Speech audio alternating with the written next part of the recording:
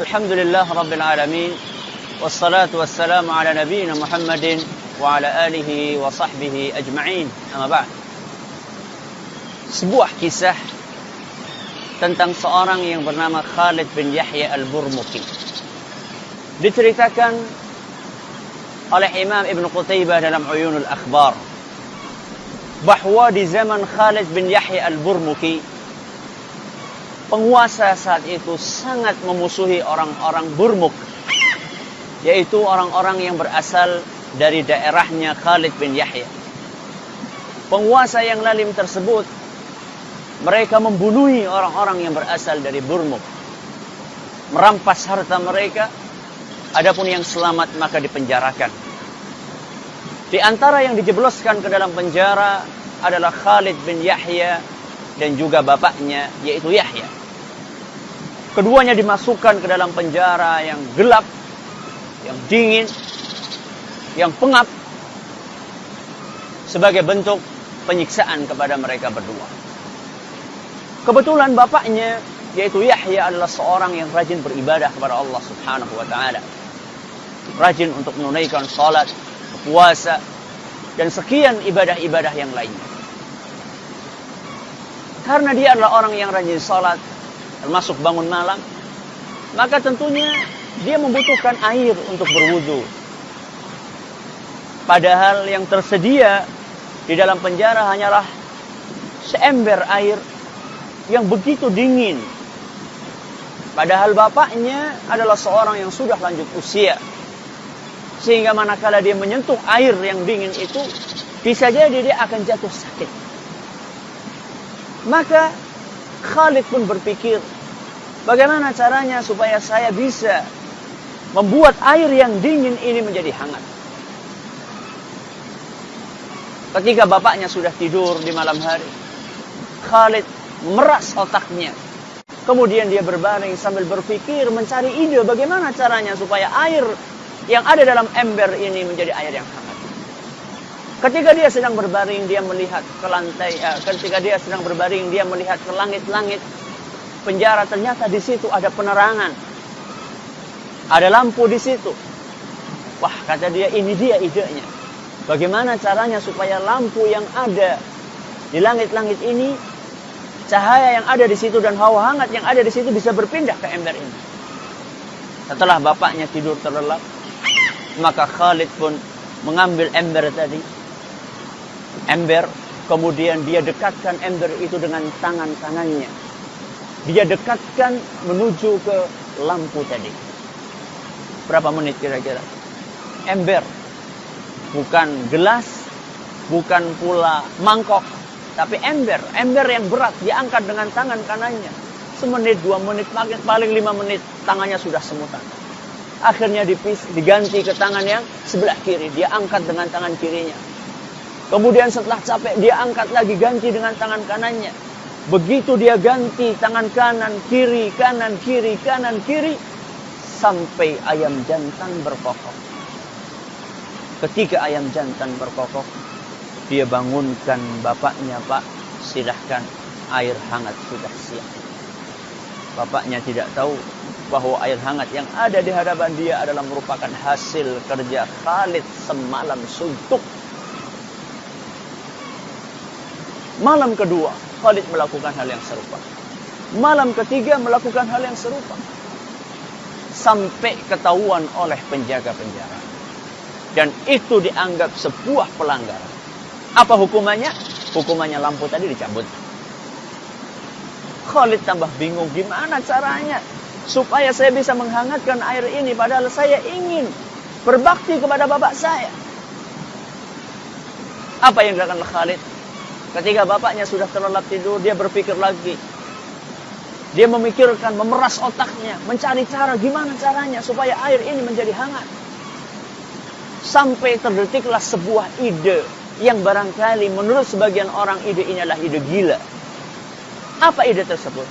Dia pikir yang namanya tubuh kita ini kan memiliki hawa hangat. Tubuh kita ini mengandung hawa hangat. Bagaimana caranya supaya hawa hangat yang ada di dalam tubuh kita ini bisa dipindahkan ke dalam ember atau air yang ada dalam ember tadi? Dia berpikir, oh ada caranya. Ketika bapaknya sudah tidur terlelap, Khalid melepas kaosnya. Dia lepas, kemudian dia merunduk. Perutnya ini dia tempelkan ke air yang ada di dalam ember tadi. Dengan harapan hawa hangat yang ada dalam tubuhnya bisa ditransfer, berpindah ke dalam ember tadi. Sedikit demi sedikit hawa hangat yang ada dalam tubuhnya diserap oleh air dingin itu. Dan Khalid dia menggigil kedinginan. Karena hawa hangat yang ada di dalam tubuhnya diserap masuk habis ke dalam air tadi. Semalam suntuk dia merunduk kedinginan sampai azan subuh dikumandangkan. Ketika azan subuh dikumandangkan, air sudah agak hangat. Dia bangunkan sang ayahanda dan berkata, silahkan bapak, air hangat sudah siap. Siapa kiranya di antara anak-anak di zaman kita ini yang berbakti kepada orang tuanya sedemikian rupa? Apa yang diharapkan oleh Khalid dari bapak? Apakah dia melakukan itu semua untuk mendapatkan harta warisan orang tuanya? Ataukah dia punya keinginan-keinginan duniawi yang lain? Apa yang bisa diwariskan oleh bapaknya yang sangat miskin tadi? Dia melakukan itu semuanya adalah karena dia meyakini betul bahwa keridhaan orang tua adalah merupakan kunci dari keridhaan Allah Subhanahu wa taala. Sebaliknya, kemurkaan orang tua adalah merupakan penyebab utama kemurkaannya Allah Jalla wa ala. Ridallah fi ridal walidain wa sukhtullahi fi sukhtil walidain. Keridhaan Allah itu tergantung kepada keridhaan orang tua, dan kemurkaan Allah itu tergantung kepada kemurkaan orang tua. Beginilah para ulama kita memberikan contoh untuk berbakti kepada orang tua. Kisah yang lainnya, Ibnu Mas'ud radhiyallahu anhu, salah seorang sahabat Nabi sallallahu alaihi wasallam, diceritakan bahwa beliau, andaikan malam telah tiba, ketika ibunya beristirahat, maka Ibnu Mas'ud pun duduk di samping dan berbaring di samping ibunya. Dengan tujuan apa? Dengan tujuan manakala ibunya membutuhkan sesuatu, maka Ibnu Mas'ud pun siap untuk memenuhi apa permintaan ibunya. Begitulah Ibnu Mas'ud setiap malamnya tidur di samping ibunya demi untuk berbakti dan membantu apapun yang diinginkan oleh sang ibu. Diceritakan suatu malam, Ibnu Mas'ud dibangunkan oleh ibunya, atau ibunya ngomong kepada Ibnu Mas'ud, saya haus, tolong carikan air. Maka Ibnu Mas'ud pun mencari air di rumahnya, ternyata tidak ada. Akhirnya dia membawa ceret, dia keluar dari rumahnya mencari air di luar. Sekembalinya mencari air, ternyata ibunya sudah tertidur karena mungkin Ibnu Mas'ud agak lama mencarinya. Maka dilematis saat itu. Apakah dia akan bangunkan ibunya ataukah dia akan biarkan? Kalau dia bangunkan, Ibnu Mas'ud khawatir nanti ibunya akan terganggu tidurnya. Tapi kalau misalnya tidak dibangunkan, nanti malam tahu-tahu ibunya kehausan. Terus bagaimana dia mencari Ibnu Mas'ud dalam keadaan Ibnu Mas'ud sudah tertidur? Dia khawatir ibunya tidak tahu kalau Ibnu Mas'ud sudah datang karena suasananya gelap. Akhirnya dia mencari jalan tengah. Apa yang dilakukan oleh Ibnu Mas'ud? Dia berdiri di samping ibunya. Sambil membawa ceret tadi, dia nunggu ibunya sampai dia bangun. Dia khawatir malam-malam ibunya bangun. Dia berdiri terus. Karena capek, kadang-kadang dia duduk. Ketika duduk, datang rasa kantuk. Ketika datang rasa kantuk, dia berdiri lagi untuk menghilangkan rasa kantuk. Ketika capek, dia duduk. Begitu duduk, berdiri. Ternyata ibunya semalaman tidak bangun. Ketika subuh, Ibnu Mas'ud menyerahkan air itu kepada ibunya untuk diminum oleh sang ibu. Luar biasa bukan? Luar biasa bukan? Ibnu Mas'ud telah mempraktekkan nasihat yang disampaikan oleh Nabi SAW. Ketika salah seorang dari sahabat bertanya kepada beliau, ya Rasulullah, man ahaqqun nasi bihusni sahabati? Wahai Rasul, siapakah manusia yang paling berhak untuk saya pergauli dengan baik, untuk saya muamalai dengan baik? Siapakah orang yang paling berhak tersebut? Kata Nabi SAW, ummuka, ibumu. Kemudian siapa lagi wahai Rasul? Nabi mengulangi kedua, Kemudian siapa lagi wahai Rasul? Nabi mengulangi ketiga kalinya. 3 kali disebutkan ibunya. Kemudian baru setelah keempatnya Nabi mengatakan abuka, bapakmu. Hadis ini sering kita dengar. Tapi belum tentu kita sudah mempraktekannya. Nabi SAW berkata apa? Sahabat tadi bertanya apa? Siapakah orang yang paling berhak untuk kita pergauli dengan baik? Hadis ini tidak sedang menjelaskan bahwa kita itu tidak boleh bergaul dengan baik kepada selain orang tua, bukan. Tapi yang jadi pertanyaan ini adalah siapakah yang paling berhak? Dari sekian banyak manusia yang ada di muka bumi, yang paling berhak untuk kita pergauli dengan baik adalah ibu kita. Kemudian baru bapak kita. Sekarang sudahkah kita menjadikan orang tua kita sebagai prioritas kita yang paling tinggi untuk kita pergauli dengan baik? Jawabannya banyak di antara kita. Yang cara bergaulnya kepada kolega bisnisnya, cara bergaulnya kepada bosnya, cara bergaulnya kepada pacarnya, cara bergaulnya kepada tetangganya, kepada teman akrabnya lebih baik daripada cara bergaul dia kepada orang tuanya. Apakah dia sudah mempraktikkan hadis Nabi SAW tadi? Kenapa?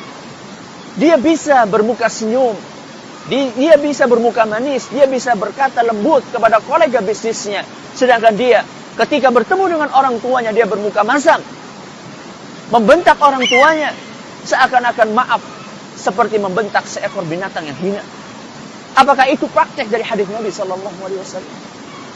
Kisah yang ketiga, seorang ulama yang bernama Haywah bin Shuraih. Haywah bin Shuraih. Diceritakan bahwa Haywah ini adalah seorang ulama besar di zamannya. Dan dia memiliki seorang ibu yang sudah renta. Dan sangat disayangkan ibunya itu agak kurang sehat akalnya, alias kurang waras. Seperti biasa, Haywah memberikan pengajian di depan jamaahnya di masjid. Dia menyampaikan pengajian di masjid yang dihadiri oleh ratusan atau bahkan ribuan jamaah. Ketika beliau sedang memberikan pengajian tersebut, menyampaikan pengajian tadi, tiba-tiba sang ibu pergi ke masjid, kemudian membuka jendela masjid. Haywah lagi ngisi pengajian. Ibunya membuka jendela masjid. Dari jendela itu ibunya melongok. Kemudian dia memanggil-manggil anaknya, Haywah, Haywah. Jamaah pada kaget, ini siapa ini? Manggil gurunya dengan namanya sendiri. Biasanya kalau orang manggil kan ustadz, guru, syekh. Kalau di Lombok mungkin tuan guru dan seterusnya. Di Jawa mungkin kiai. Ya. Dipanggil namanya, Haywah, Haywah. Ini siapa nih wanita? Tahu-tahu manggil, ternyata ibunya. Kira-kira yang Anda pikirkan itu apa yang diinginkan oleh sang ibu? Orang lagi ngisi pengajian besar seperti itu, kemudian dipanggil-panggil, mestinya kan ada sesuatu yang besar. Ya. Mungkin rumahnya kecolongan, atau mungkin kebakaran, atau anaknya kecemplung ke sungai, atau ke sumur. Mungkin kayak gitu kan. Ternyata apa? Haywah, itu ayam-ayam di rumah, belum kamu kasih makan. Kenapa nggak kamu kasih makan duluan? Subhanallah. Apa katanya? Disuruh ngasih makan ayam. Lagi tengah-tengah ngisi pengajian, bayangkan. Anda bayangkan orang lagi ngisi pengajian, tablik akbar, tahu-tahu dipanggil oleh ibunya yang kurang waras. Untuk apa?